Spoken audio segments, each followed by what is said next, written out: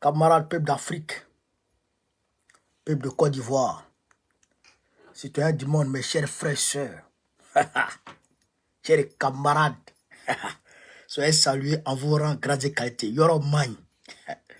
Allez là, Draman lui-même, c'est que il est en train de pisser sur lui. Je vous ai dit que le Waworo, il a piqué crise hier, aux environs de 23h et 22h30. Il a fait une crise. Oh! Yo man, il a dit, il est fini.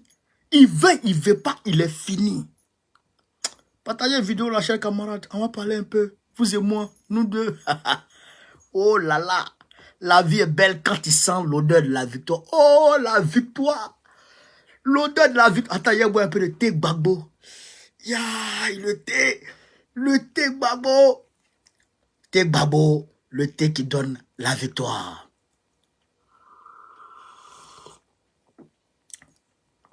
Merci. Alors, chers camarades d'Afrique, partagez la vidéo, partagez. Non, nous on voit victoire là. Nous on voit victoire. Il y a des Waworo qui sont en train de parler. Gbagbo a fait ceci, il a donné l'argent à cela. Et c'est ça qui nous regarde. Nous, ça ne nous regarde pas. Nous, c'est que nous regarde là. Le gars, il a gagné l'élection là. À aucun, soit salué. Quand je vous dis toujours, Ouattara est fini, vous avez du mal à croire. Ou bien, bon d'accord. Quand je vous dis Ouattara est fini, ah, mais tu dis il est fini, mais il est fini, il est là, mais il est fini. Quand tu allumes un poulet comme ça, là, un poulet là, le poulet, il fait... Mais il est fini. Il est fini, mais il est en train de se battre. Il va se débattre quand il va se refroidir. Et puis c'est fini. Et puis il donne aux enfants, ils vont plumer ça, et puis ils vont dépêcher, et puis tu te mets dans ma mine pour faire soupe, par exemple, un peu de piment, un peu de l'ail, un peu de djumblé, façon là. Puis tu vas où? Pendant la vidéo, j'ai un camarade peu d'Afrique. Et je dois dire, tout le monde, on pompe les cœurs. Tout le monde, on pompe. Cher camarade peu d'Afrique, partage la vidéo. On va rentrer dans le vif du sujet. On va vous donner déjà Robert Bougie. On va parler de lui en profondeur. En profondeur. Qui est Robert Bougie? On va parler de en profondeur. L'armée américaine est allée s'installer chez moi au village. À Séguéla. Frère, l'armée américaine est allée s'installer à Séguéla, dans mon village. Non, ça, on va en parler. Ibrahim Traoré, il a chassé, il y a 5 chaînes de RFI qui sont que les Burkinabés ont retiré très rapidement de leur fréquence. Atoumani aurait été arrêté par Draman.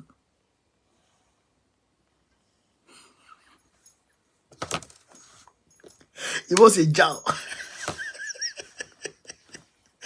Camarades d'Afrique, partagez la vidéo. Partagez la vidéo, on va rentrer en profondeur. Alors, avant d'entrer en profondeur, je voudrais vous demander, chers camarades, allez vous faire enrôler. Allez faire vos pièces d'identité. Allez faire vos pièces d'identité. Parce que vous allez vous faire enrôler incessamment parce que Gbagbo va prendre le pouvoir. Allez vous faire enrôler. Allez faire vos cartes d'identité.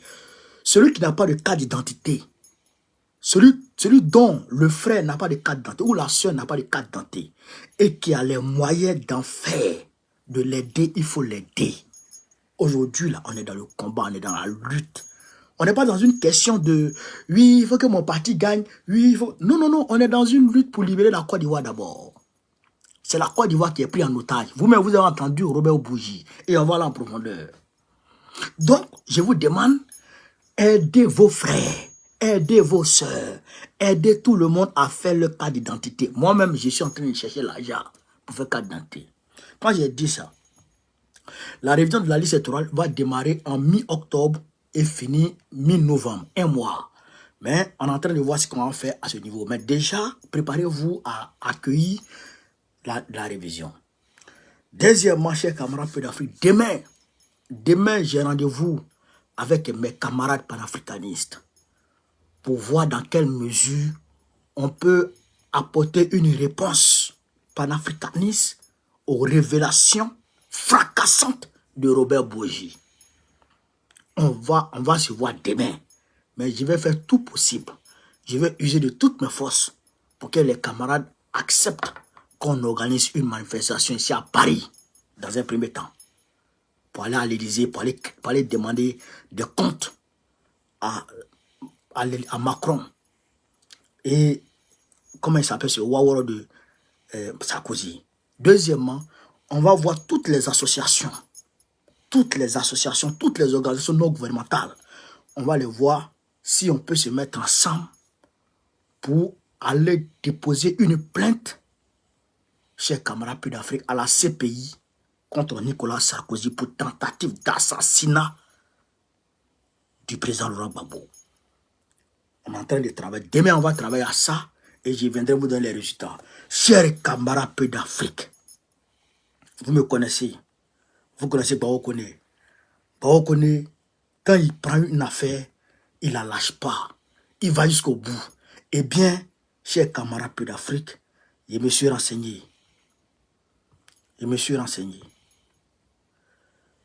Et j'ai eu des informations.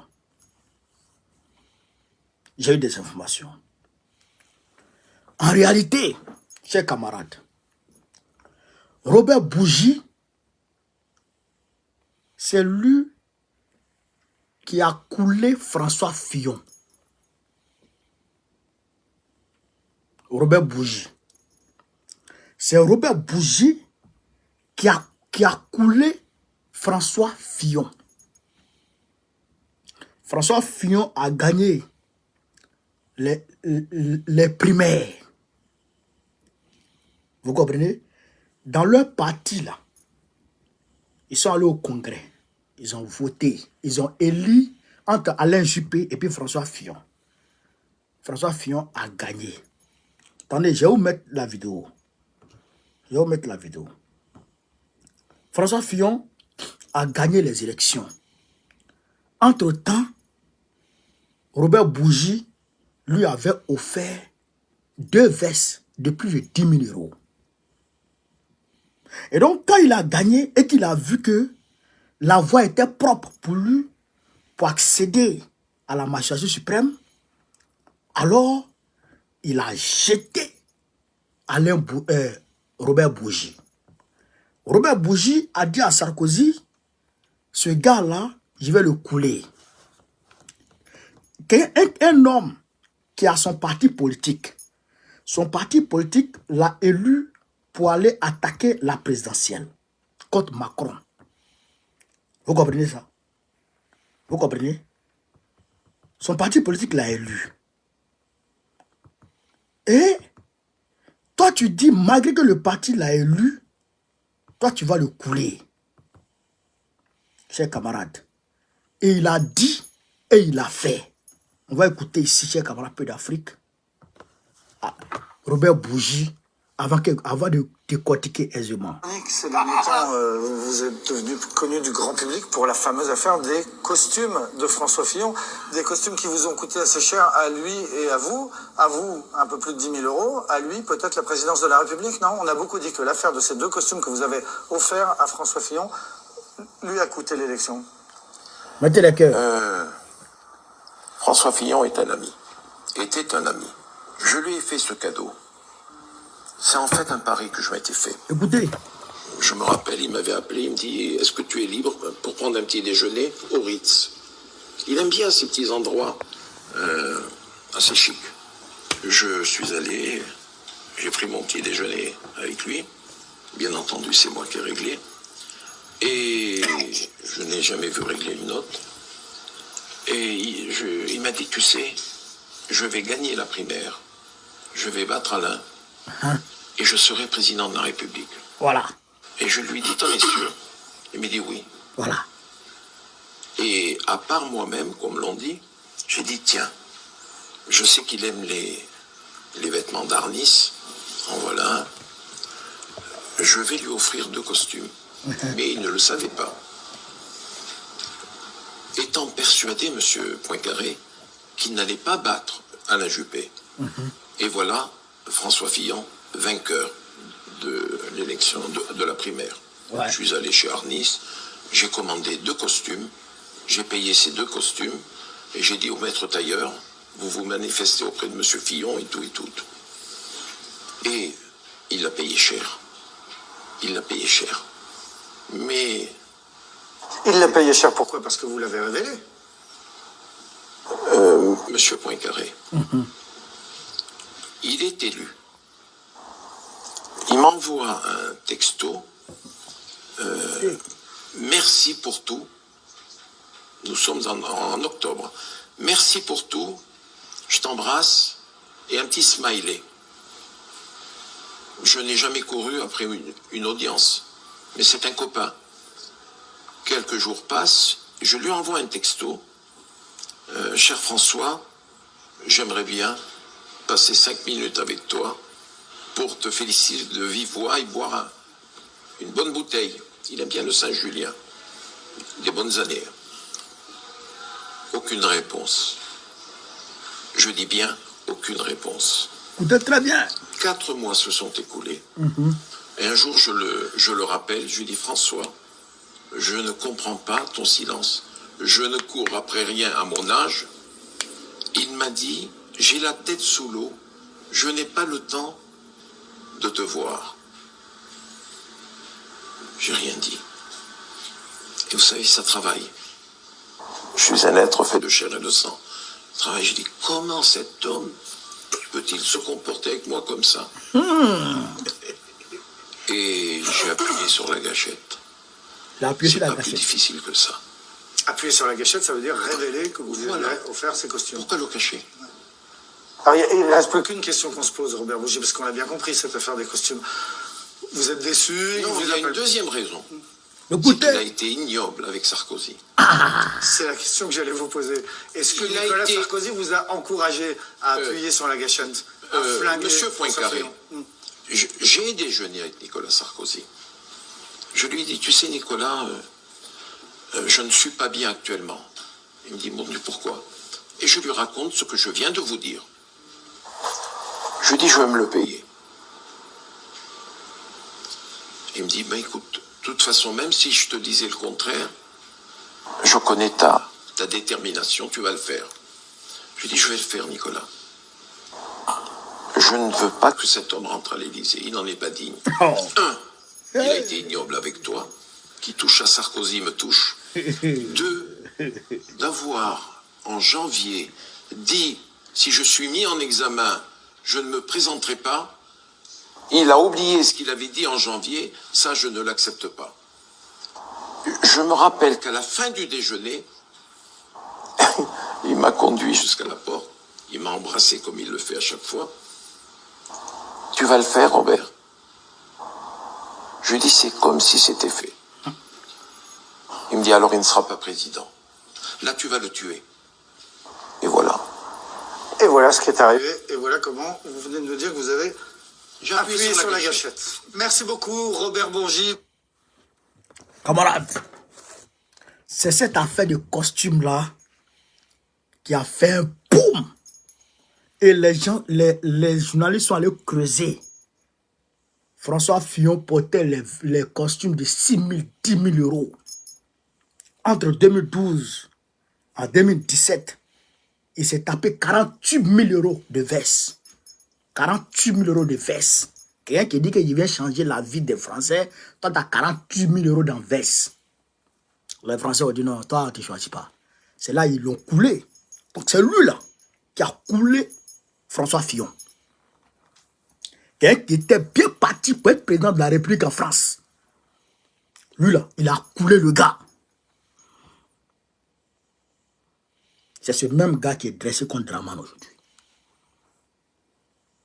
Frère, mémoire là, c'est que son mémoire là, ses mémoires là, il dit, il a fait sortir une partie.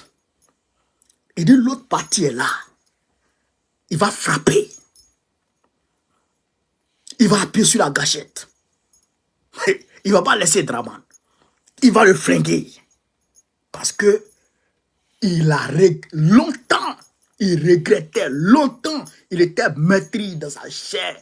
Longtemps, il n'arrivait pas à dormir. Longtemps, il faisait des cauchemars. Aujourd'hui, c'est l'heure de la vérité.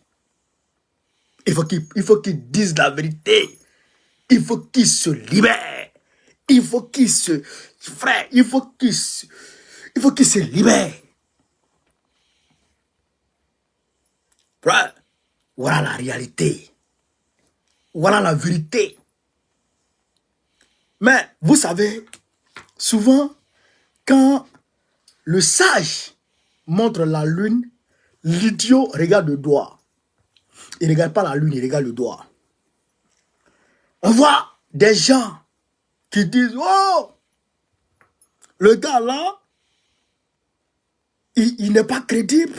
Le gars là, il a fait ci, il a fait ça. Mais il a fait ci, il a fait ça là. Est-ce que c'est ça qui nous intéresse aujourd'hui?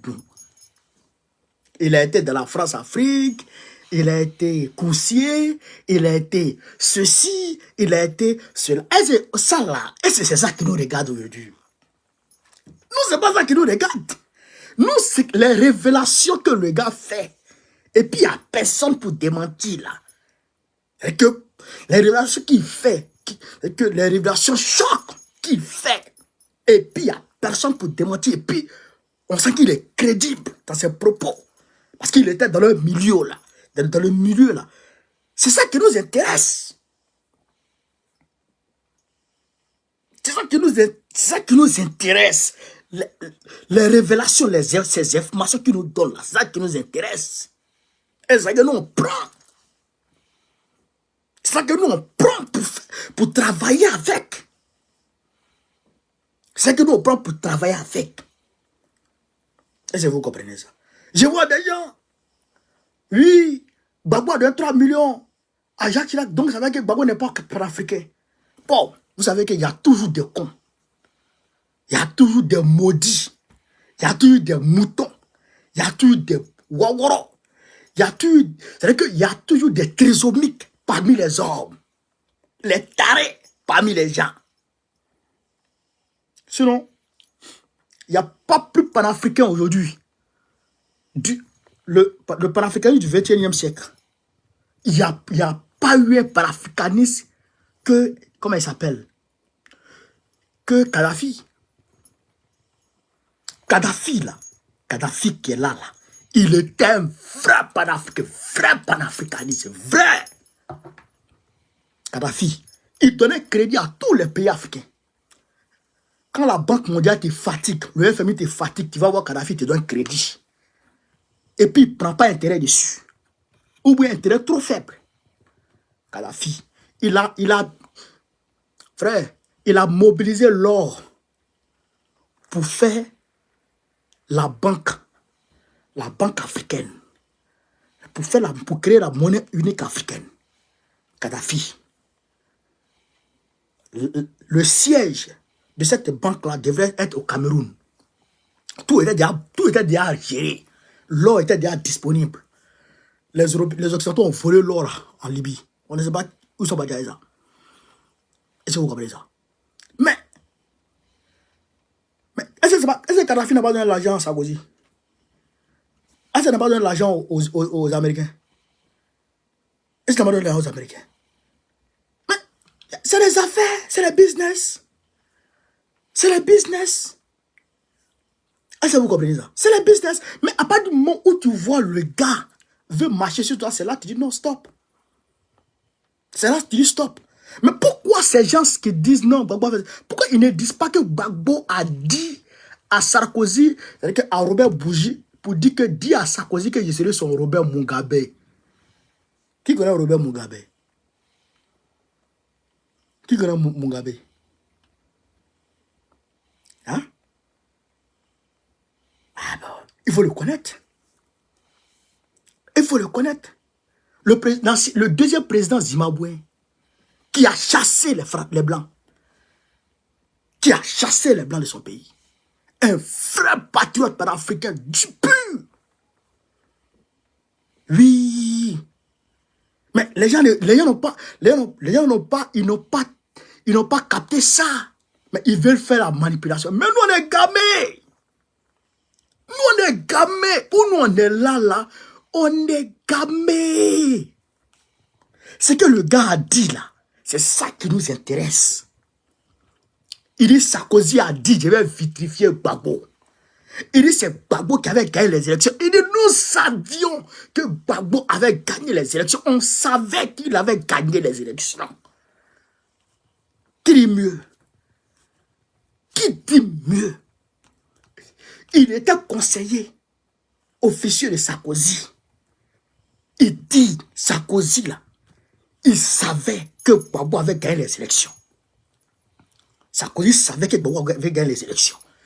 Et Sarkozy lui a demandé de demander pardon à Gbagbo de quitter les élections, de quitter le pouvoir.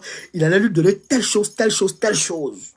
30 millions par mois, jet privé, voyage, comme ce que Macky Sall est devenu aujourd'hui là. Macky Sall est devenu aujourd'hui là.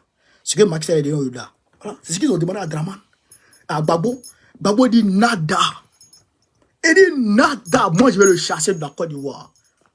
Moi je vais le chasser de la Côte d'Ivoire. Mais c'est cette révélation qui sort à nous. C'est que quelque chose auquel on ne s'attendait pas. Ça sort. Frère, la balle qui vient de l'adversaire n'est jamais hors jeu. Et cette règle du football, les Blancs ils ont trop géré ça. Quand la balle vient de l'adversaire, il n'y a pas hors jeu.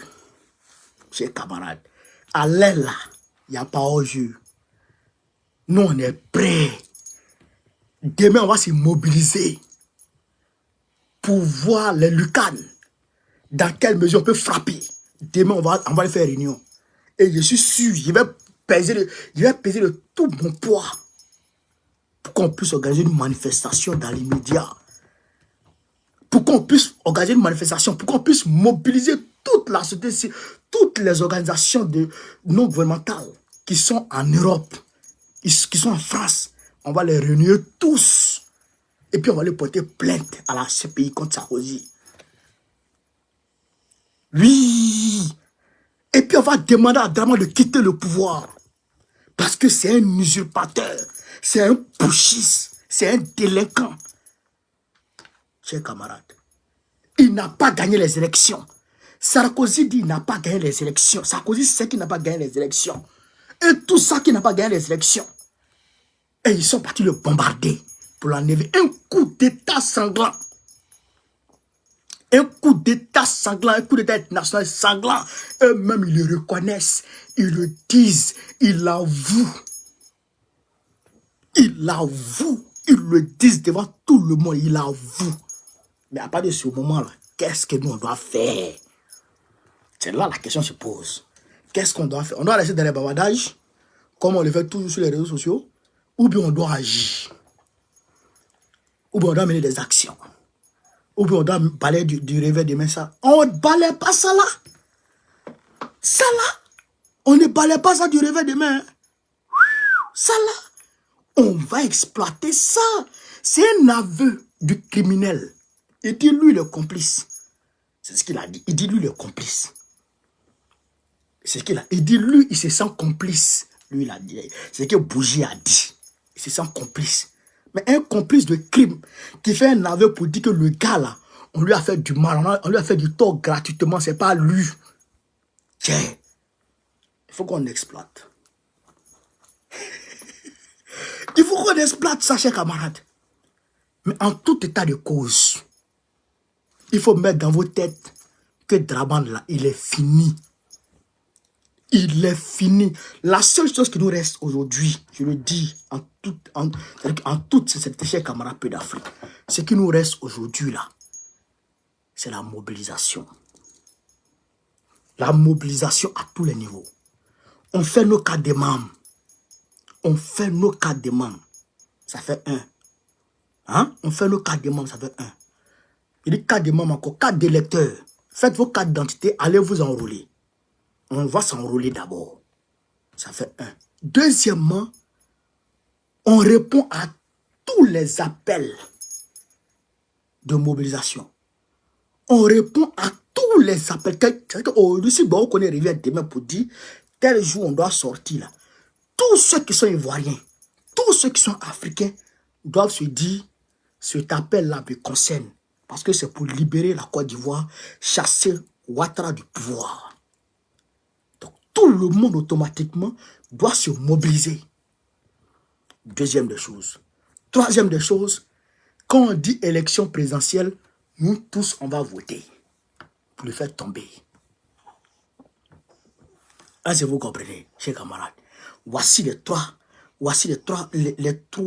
responsabilités qui nous incombent aujourd'hui. Les trois responsabilités qui nous incombent aujourd'hui pour faire tomber Dramane. Le reste là, à Bana. Dramane est fini, c'est fini. C'est fini, comment Bana? Comment Bana? On apprend dans les coulisses, information non officielle, que Arjoumani aurait été arrêté par Dramane. Parce que le gars, il veut basculer chez camarades Pays d'Afrique au PDCI RDA. Adjoumani veut aller au PDCI RDA. Donc, Dramane a vu que non, je ne peux pas tomber seul. L'arbre tombe avec ses branches et ses feuilles. Si je dois tomber, tu tombes avec moi. Hey, ministre d'État qui veut changer en cours de route de parti politique, tu vas où? Adjoumani, tu vas où? Tu as resté avec eux. Tu as resté avec eux. Donc, aujourd'hui, là, et ils ont scié Adjoumani pour dire, tu ne bouges pas, petit. Si tu es bougeant, tu te mets au mouf. Donc, allez là, c'est pas bon. Et tous savent que c'est pas bon. Et tous savent que c'est pas bon. Tout le monde est en train de sécuriser son jeton. Tout le monde est en train de sécuriser sa famille. Quand Dia Camara, elle a déjà envoyé sa famille aux États-Unis. Les Cubiers, là, ils ont leur famille ici, à Paris. Cubier a sa famille ici, à Paris. Et tous sont en train de sécuriser leur famille parce que à Teja, ça va se passer dans le pays là. Donc, allez là, tout le monde a peur. C'est la débandade totale dans la case. Yoroman et tous ces chercheurs d'Afrique. Et tous ces chercheurs. On nous dit que l'armée américaine est à Séguéla. L'armée américaine et puis l'armée de Côte d'Ivoire sont aujourd'hui à Séguéla pour des formations. Donc, ils ont construit une base militaire à Séguéla. Pour Odjenera, je ne sais pas si ça a toujours lieu, mais à Séguéla, ils ont fait une base militaire américaine. Chers camarades. Ils ont fait une base militaire américaine à Séguéla. Dans mon village chez moi. Je ne comprends plus rien dans ce pays. Le pays nous a échappé. La Côte d'Ivoire nous a échappé. Des Américains qui sont au Libéria, au Nigeria, et qui travaillent, et qui sont là-bas depuis belle lurette, mais Boko Haram fait rage là-bas. Boko Haram fait rage là-bas. Mais quand même, ils sont là-bas. Ils étaient au Niger. Le terrorisme est en train de gagner du terrain. Mais quand même, ils étaient là-bas. En fait, c'est des gens qui offrent du moyen logistique, des renseignements et des armes aux terroristes. Donc, c'est eux qui viennent en Côte d'Ivoire pour venir s'installer. Ils s'installent en Côte d'Ivoire là-haut. Ils font quoi? Ils s'installent en Côte d'Ivoire là. Ils font quoi? Qu'est-ce qu'ils foutent? On ne sait pas. Il veut que nous disent ce qu'ils foutent là-bas. Chers camarades. En tout cas, j'aurai deux informations. Comme c'est mon village, les informations fraîches me viendront plus tard. Les informations vont me venir plus tard. Alors, on dit le conseil, comment on appelle ça, qui s'occupe des médias au Burkina Faso a retiré les fréquences de RFI. Les 5 fréquences de RFI qui restaient là, eh bien, tout ça a été déblayé du Burkina Faso. Tout ça a été déblayé du Burkina Faso. Donc, nous disons bravo aux autorités burkinabées pour ça. Nous les saluons pour ça. Voilà. Maintenant, l'armée, le Niger a intégré la force conjointe avec le Nigeria pour lutter ensemble contre le terrorisme. Donc, ils sont en train de mener ce combat-là ensemble aujourd'hui. C'est une victoire pour l'AES. Parce que le Niger, qui avait été montré comme un État paria, un État solitaire, c'est ce Niger-là aujourd'hui qui est sollicité partout. Et c'est à cause du Niger-là aujourd'hui que le Bénin a failli basculer dans un coup d'État. Donc nous disons bravo à la diplomatie nigérienne, bravo aux autorités nigériennes. Chers camarades d'Afrique, nous les saluons pour ça. Vous comprenez? Voilà. Donc, chers camarades d'Afrique, on ne dit pas au champ vendredi. Voilà ce que je voulais vous dire ce soir. À tous les Africains. Parce qu'il y a beaucoup de sociétés, d'associations qui m'ont appelé aujourd'hui. Pour me dire, bah, il faut qu'on agisse. Il faut qu'on agisse concernant ce qui se passe, ce qui a été dit sur France 24 aujourd'hui. Il faut qu'on réagisse. J'ai dit on va réagir. J'ai dit on va réagir. On ne va pas laisser ça comme ça. On ne va pas laisser ça comme ça. On va réagir. On va organiser des manifestations. On va déposer plainte contre Sarko. Il n'a qu'à les répondre. Il n'a qu'à les répondre.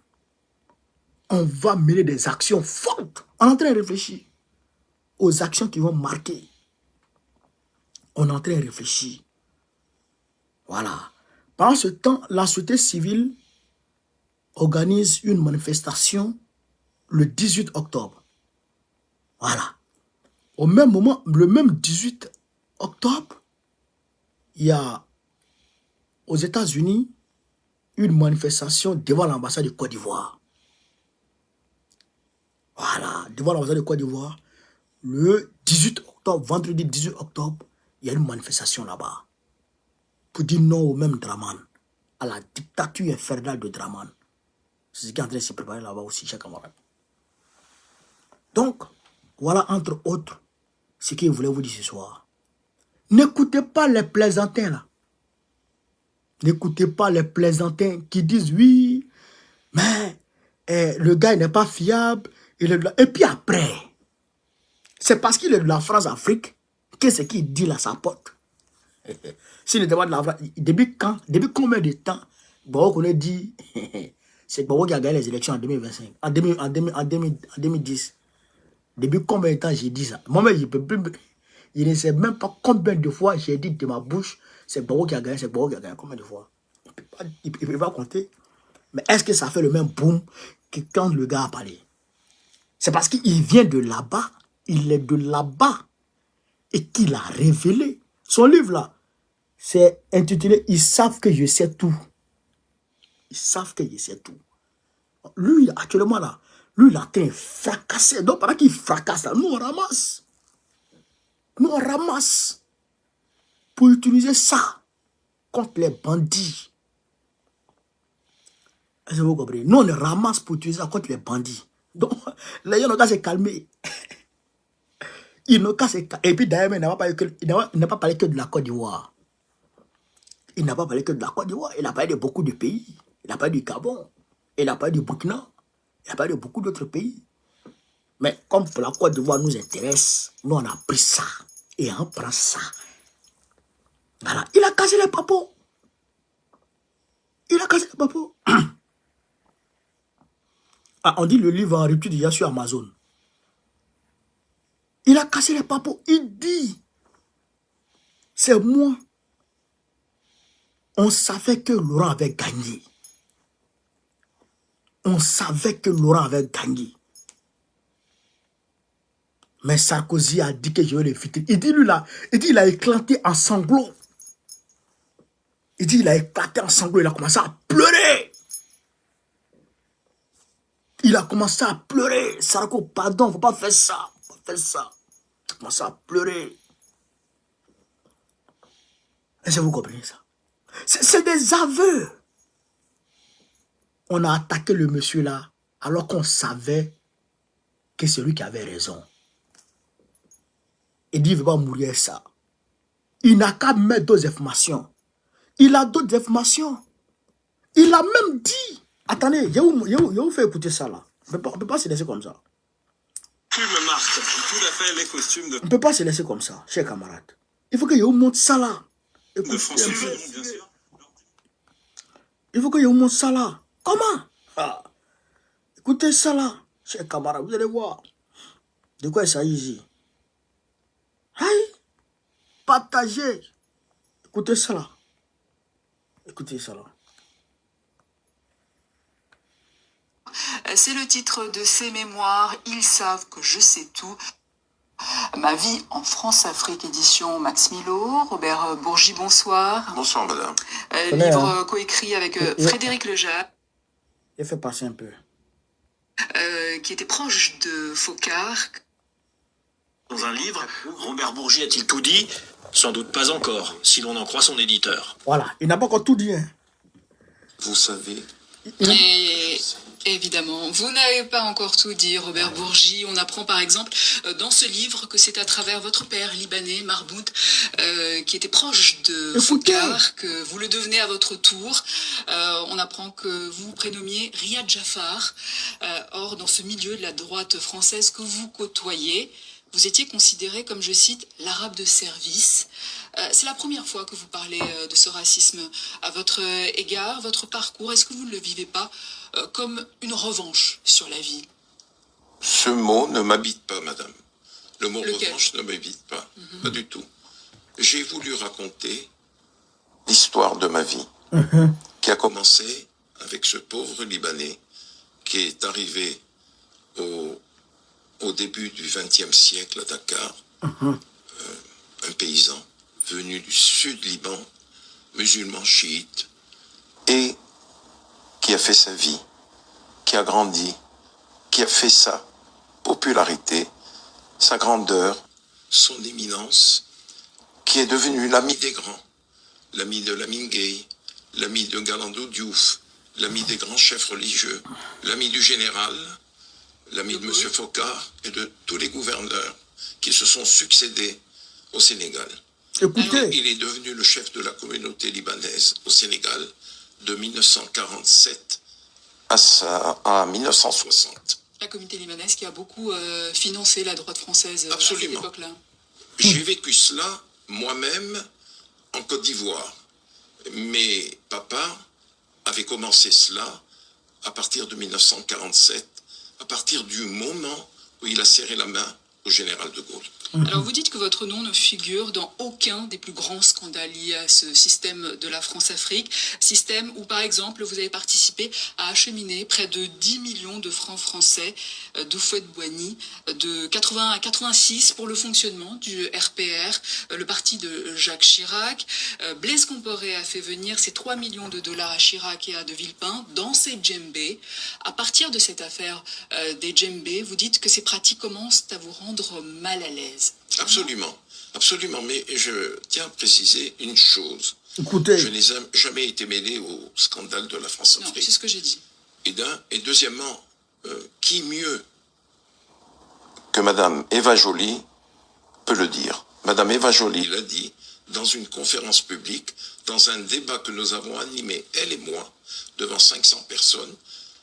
Une question avait fusé des rangs de ceux qui étaient là, qui n'étaient pas de ma famille politique, qui voulaient voir le Bourgi de près. Et elle a dit, écoutez, je vois M. Bourgi pour la première fois. Je suis heureuse de le rencontrer, de le voir, mais je tiens à vous dire qu'aucun juge d'instruction, j'ai dirigé le pôle financier, n'a jamais reçu Robert Bourgi pour les scandales financiers de Alors la ça vous France-Afrique. rendait mal à l'aise, Ça me mettait mais mal à ça ne vous a l'aise, pas madame. empêché de continuer ces pratiques. Madame, vous Écoutez, êtes avec Jacques Chirac, tout puissant Jacques Chirac, que l'on peut comparer à aucun homme politique français. Même Nicolas Sarkozy, dont je suis très proche et que j'aime profondément, ne peut être comparé avec Jacques Chirac. Jacques Chirac, en 81, me donne il me confie des missions de première importance. D'abord, il me fait rentrer au Club 89, son think tank politique, qui était présidé par Aurillac, avec Juppé, avec Toubon. Bon, il était le président d'honneur. Il me fait nommer délégué national du Club 89 pour tous les pays en développement.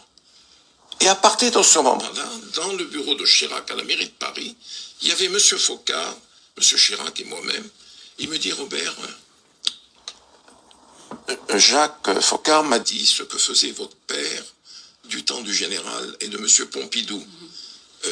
Il serait bon qu'à votre tour, si vous en acceptiez la charge, de vous occuper de ce que faisait votre père. C'est comme ça que vous avez... Voilà, c'est comme ça que j'ai commencé. Alors vous dites aussi combien vous payez les présidents africains. Je cite Bongo, me payait 50 000 € par mois, plus les extras. Il arrivait en tête avant Sassou, Gbagbo, Compaoré, Wade ou Mobutu. À aucun moment, vous n'êtes dit que c'est l'argent des contribuables ivoiriens, burkinabés, gabonais, congolais, qui auraient pu servir à construire des hôpitaux, des routes, des ponts. Vous le savez, vous y étiez.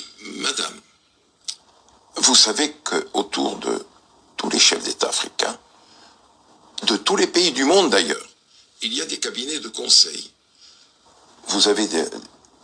Il vous appartient d'interroger tous ces conseillers des chefs d'État africains. Je puis vous assurer, madame, que le million de dollars que me donnait Ali Bongo Ondimba est nettement inférieur à ce que touchent les cabinets de conseil et de relations publiques dirigés par les Français. Donc pour vous, ça fait partie Non, de votre travail de lobbyiste. c'est mon métier. C'est votre métier. Je faisais de la politique de très haute volée. J'avais des missions confidentielles. Je suis étonné que vous n'ayez pas pris connaissance de tous les documents que j'ai mis à la fin de mon livre. Ah, toutes les annexes. Toutes les annexes. Il y a une centaine de pages. C'est Oui. énorme. Vous voyez les lettres de M. Chirac, les missions que me confiait M. Chirac, les notes que je lui faisais, les notes que je faisais à Dominique de Villepin, tout-puissant secrétaire général de l'Élysée. J'étais le lien avec Mobutu pendant la guerre au Zaïre, j'étais le lien avec Omar Bongo, j'étais le lien avec la Côte d'Ivoire, avec la Mauritanie et tant d'autres. Et ces financements. Et il n'y a que ça qui vous intéresse, le financement. Oui, venant des pays qui n'ont pas beaucoup d'argent vers des pays riches. Ça, vous comprenez que ça puisse choquer. Madame. Les personnes qui nous regardent aujourd'hui aussi. Madame, si en 2011, je me suis exprimé, c'est parce que ma conscience me taraudait. Parce que, comme m'appelait Bongo, Omar Bongo Ondimba, il me dit, fiston, tu es mon nègre blanc. Rien ne me différencie d'un Africain, d'où qu'il soit en Afrique noire, si ce n'est que la peau, la couleur de la peau. Je suis né à Dakar, j'ai grandi à Dakar, j'ai noué des relations fraternelles avec tous ceux qui sont les générations gouvernantes en France, en Afrique noire. Vous avez demandé de publier ses mémoires quand vous le pourrez. Depuis la CPI où Laurent Gbagbo purge sa peine, il dit « C'était en 2001, Villepin et Bourgi me demandent de cracher au bassinet pour l'élection de 2002 en France. C'était le prix à payer pour avoir la paix, une tranquillité que Paris n'a pas respectée depuis, et par deux fois. » Oui. Monsieur Chirac m'avait fait comprendre que il serait bon que, pour racheter le soutien de la France, que Laurent Gbagbo, qu'il avait eu du mal à reconnaître, vous savez, c'est la cohabitation de M. Jospin, il a eu du mal à le reconnaître, mais il a fini par le reconnaître. Et je dis dans mon livre, je regrette que vous n'ayez pas lu ce passage, c'est dans la salle de bain de Laurent Gbagbo à Abidjan que Dominique de Villepin 2 jours auparavant, m'avait dit le président Chirac appellera Laurent Gbagbo lundi matin à 9 h. Alors, Il me précise à 9 h, heure de Côte d'Ivoire. Et je me trouvais chez Laurent à 8h30. Il va dans la salle de bain et c'est là que le coup de fil arrive sur mon portable.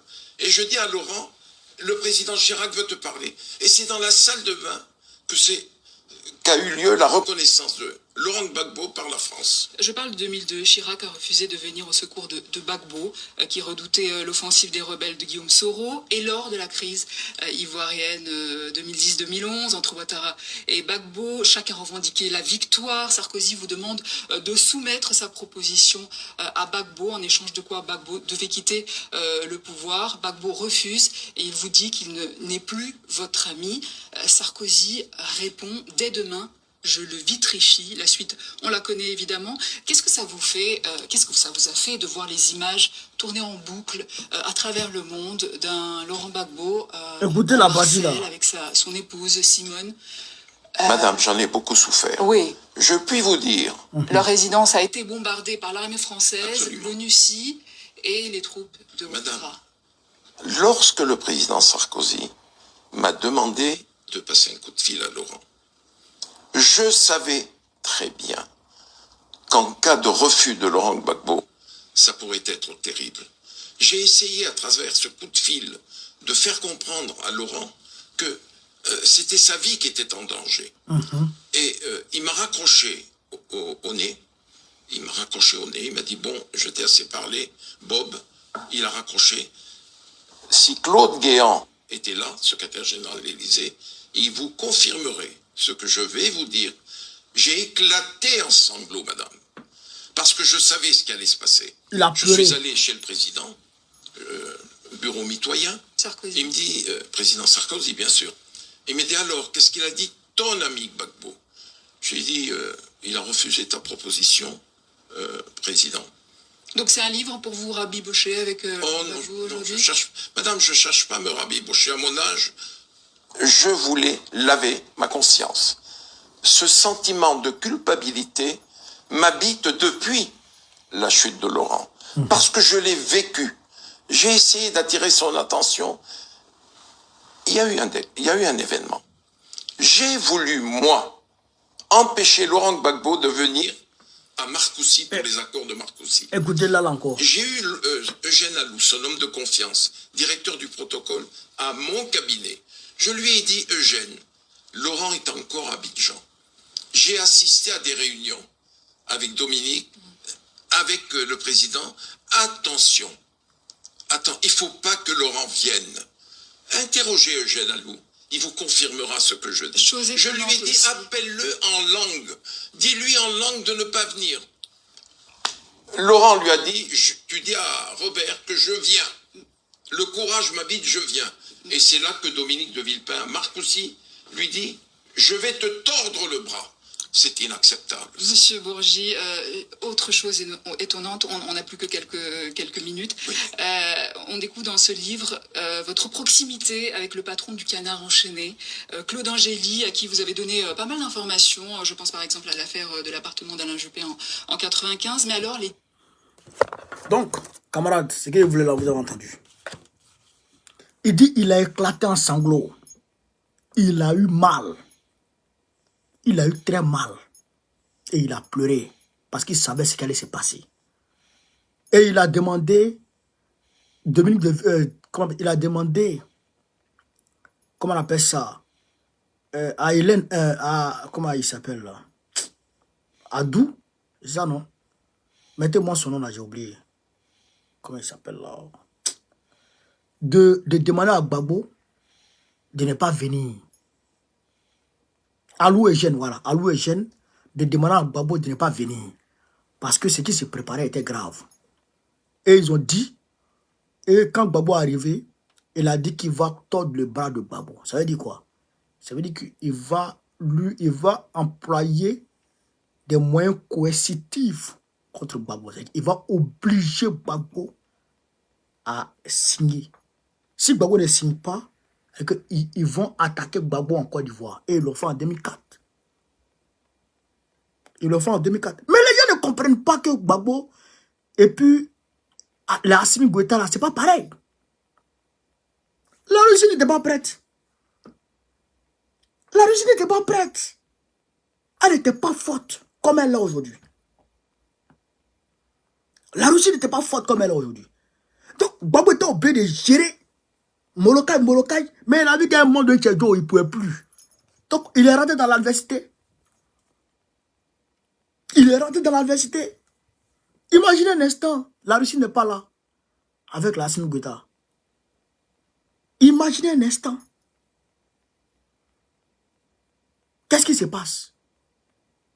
Imaginez un instant. Et Laurent Gbagbo a payé des Sukhoi avec la Russie. La France allait casser tout ça. La France allait bombarder les Sukhoi de Gbagbo en 2004. Avec Chirac. Les gens ne savent pas, ils parlent. Le courage qui a habité Gbagbo, je ne sais pas qui dans ce monde a ce courage. Le courage dont Gbagbo a fait preuve. Je ne sais pas qui dans le monde panafricaniste a eu ce courage. Je ne sais pas. Face au monde. Non seulement face au monde, mais face à ses frères. Ses frères africains autour de lui, ses voisins proches, tous ses voisins proches sans exception. Tous ses voisins proches le combattent. Tout le monde. À l'exception près de IBK qui était plus ou moins réticent. Gbagbo lui-même disait que IBK est son ami. Même le grand Kadhafi. Même le grand Kadhafi s'est levé contre Gbagbo. Le grand Kadhafi. En ce moment, il cherchait les bonnes grâces de Sarkozy pour l'aider à mettre en place son projet de monnaie unique. Et Sarkozy a dit oui. Mais comment il fait? Comment il fait? Comment? Même ses frères. Non seulement le Nord le combat, ses frères africains le combattent, l'Occident, l'OTAN le combat, ceux à qui il donne à manger aussi le combattent. Kasserate, Mangou, Apalo et bien d'autres généraux, les Afingissants, des serpents dans ses pieds. Il fait comment? Quand j'ai réfléchi à tout ça, et j'ai fait la synthèse, il dit non, c'est Dieu qui a eu le gars là. C'est Dieu seul, qui a fait que Gbagbo a atteint 2010. Dieu seul. Dieu est le peuple de Côte d'Ivoire. Parce qu'à partir du moment où le peuple va se dresser devant les arbres, les chars, pour dire tirer sur nous, marcher sur nous avant d'atteindre Gbagbo, Dieu était dedans. Le peuple a fait son travail. Mais les gens ne savent pas ça. Et ils ne voyaient pas ça. Ils ne connaissent pas ça. 2011, les gens sont allés faire bouclier autour de la maison de Gbagbo. C'est-à-dire qu'un homme qui vit, qui a un cerveau, qui a du sang dans son corps, dans ses veines, qui respire, qui n'est pas sorti des spermes de Satan, ne peut pas aller bombarder des êtres humains. Ce qui s'est passé au Niger, tout le monde a vu. C'était l'exemple parfait de Gbagbo. C'était l'exemple parfait. Mais non seulement l'OTAN s'est scindée en deux, si l'OTAN s'est scindée en deux, les États-Unis ont pris une position pacifique, la France a pris une position belliqueuse. Donc, à ce moment, l'OTAN s'est scindé en deux. Mais ce qui a aidé le Niger, le Mali, le Burkina, ils ont dit, vous touchez, vous m'avez touché. On rentre en guerre directement. Le Tchad a refusé de donner son pays, son espace, son pays comme base arrière. Déby Kaka a refusé.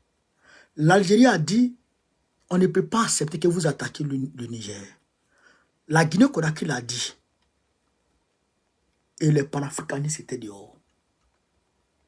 Gbagbo n'a pas bénéficié de ça. Gbagbo n'a pas bénéficié de ça. Gbagbo était seul contre tous. Seul contre tous. Autour de lui encore, on le torpille. Son chef d'état-major joue contre lui. On ne pouvait pas. On ne pouvait pas gagner ce combat. Non, c'était fini. Mais vous-même, vous avez entendu Marou Koulibaly? On est dans un combat. Non, Babo n'a pas gagné les élections. Babo est parti trop loin. Il jouait contre Babo. Mais ses proches jouent contre lui. Et ils ont infiltré jusqu'à... Son bon petit qui était Bleu Goudé joue contre lui. Lui travaille pour les rebelles. Il pouvait faire quoi? Il pouvait faire quoi? Il pouvait... Il entend déjà. Babo devait... Il n'a pas... Voilà. Il jouait sur deux tableaux. Est-ce que ce n'est pas vous qui l'attaquiez? Est-ce que ce n'est pas vous qui étiez en armes? Est-ce que ce n'est pas vous qui avez les armes contre lui?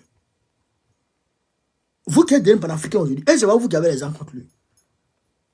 Pourquoi vous n'avez pas honte de dire ça aujourd'hui? Pourquoi à ce moment vous n'êtes pas venu vous mettre à côté avec lui?